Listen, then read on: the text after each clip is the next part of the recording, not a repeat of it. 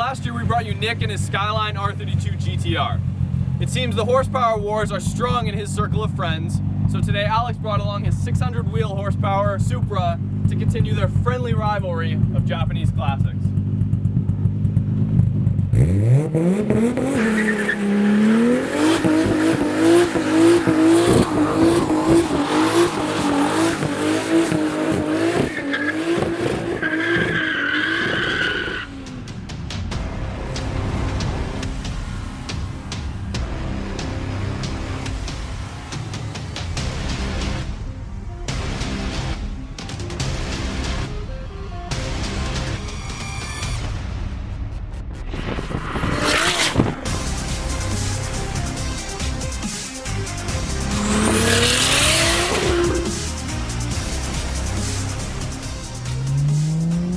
Hey guys, what is up? My name is Marcus, you're watching Roads Untraveled. Today we are in a 600 wheel horsepower Mk4 Supra from Japan. Enjoy.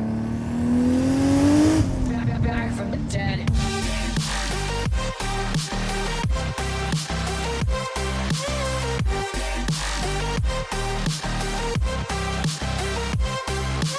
So my name's Alex, this is my 95 Supra.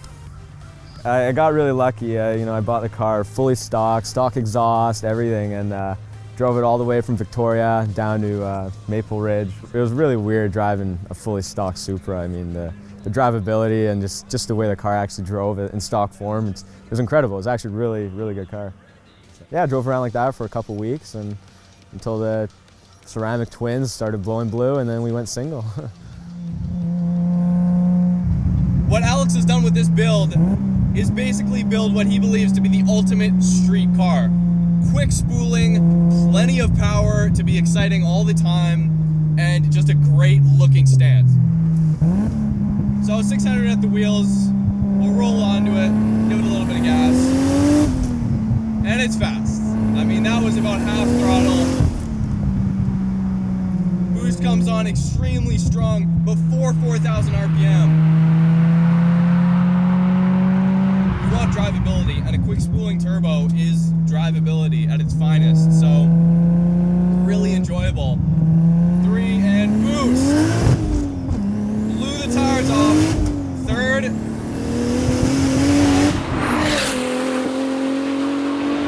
Before 4,000 RPM, you've got full boost. Oh, we're back from the dead.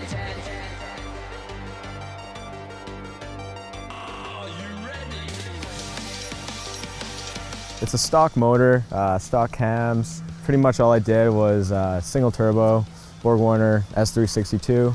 Did a full fuel system, standalone, just the basic stuff, 30 pounds of boost. Right now it's stock cams, right? So if you put some bigger cams in, a little bigger turbo, I mean, guys have pushed these motors, the guys made 1,000 horsepower on a stock motor. So I think I still got a lot left in it. I think eventually, I mean, the lag will get worse and whatnot, but I would like to see 800 maybe next year, and yeah, just go from there. You can fire it up, you can go to the grocery store, you can go to the gym, you can do whatever you want. And then that evening you can get in and you can take to the racetrack, you can run 10s and drive it home that same day. That's my favorite thing. It's just such a well-built car, and you just do anything you want in it. Why the Mk4? Because it looks the best. I think personally it's been my favorite car since I've grown up. I've had the MR2 turbo, all the cars that kind of fill the spot, but it never really hit. And I've always wanted one, and had the chance to save up and finally get one. When this car came out in the 90s, this must have felt like a spaceship. Not in terms of power, not in terms of any of that stuff, just in terms of sitting in this cockpit. It's such an exciting place to be, even when it's just parked. Now, Supras generally aren't meant, well, I mean, they can take corners. They're not really meant for corners, but it's a fantastic cruising car.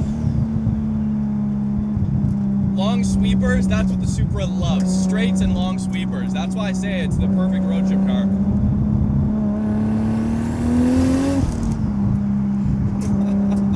Just to play around in kind of the mid-range where that torque punch comes on, every time I get into a Supra, I love it more and more, seriously.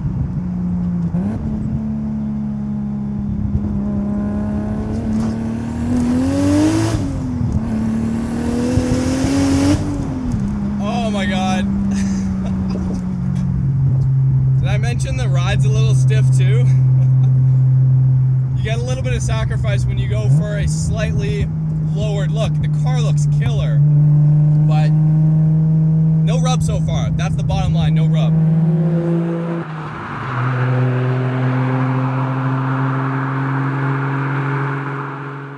Yeah, so suspension's fairly stock. I mean, it's got TN coils, typical 18 by 10.5 in the rear on a 275 tire, 18 by 9.5 in the front on a 245. As for that, I mean the drivetrain, suspension, all fairly stock, nothing done to it. Obviously, clutch is done. Obviously, right-hand drives are a little more, I guess, around, right? I mean, they're a lot more affordable than left-hand drive. There is guys out there, a few of them with left-hand drive Supras, and yeah, they're a lot more rare, right? And the price obviously is a big one too. I mean, you could pick up a right-hand drive for half price, so why not? As we're just driving around the city here, and it's rare that I actually get to drive these cars around kind of normal driving circumstances and driving like you normally would. For a street car, you can't get much easier to drive than this. This and the FD RX-7 with 500 at the wheels, to be honest, the two most streetable cars we've ever driven on the channel. The 600 wheel, it feels really good. The response is good. I remember leaving the dyno, I mean, still had the tuner in the car, he had his headphones on, listening for knock, and you know, we did the first pull and his headphones just flew off his head, and here we just looked at each other and just started laughing. I was like, oh man, it's just, yeah, it's a lot of car to handle, but you know, it puts a smile on your face, right? I think, you know what, the more you own one, the more you're gonna get into that club. I mean, everybody wants more, you get used to it, but for now, you know, the circumstances, it's a great street car, weekend car, whatever it can, yeah, so. I mean, eventually I can see myself building the motor and, you know, going for that 1,000 and who knows, more from there, but for now, I mean, I like, you know, I like the car to last. I want to enjoy it.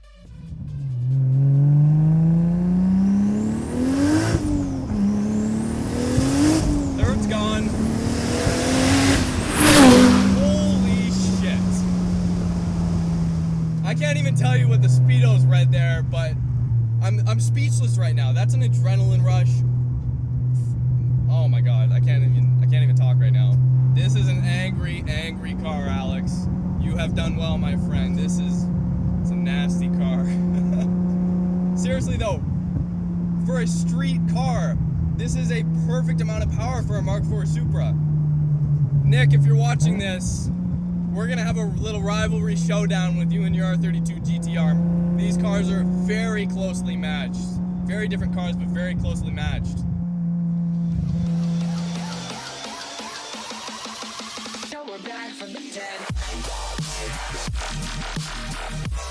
I mean, you know, I was obviously the first one to get on the E85, and you know, he's following. He's switching over. You know, we're running, you know, it's different motors. You know, RB26, 2J, but you know, same turbos, same boost. So you know, it'll be a good race.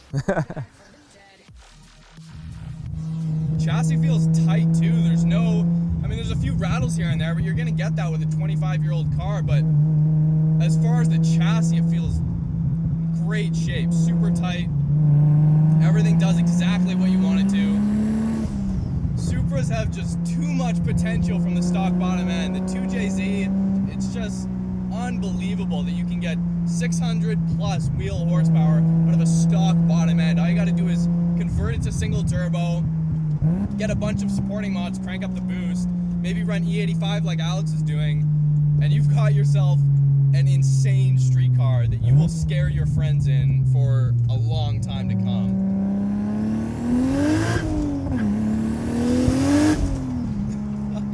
Alright, thank you guys so much for watching this video. Thank you, Alex, for letting me drive your car. Go subscribe to the YouTube channel. Go like us on Facebook, Instagram, Twitter. Let us know what you think of this car down below, and let us know if you guys want to see a face-off between Nick's R32 GTR that we shot and Alex's Supra, because they're good friends and they got a little rivalry going on. So let us know in the comments below.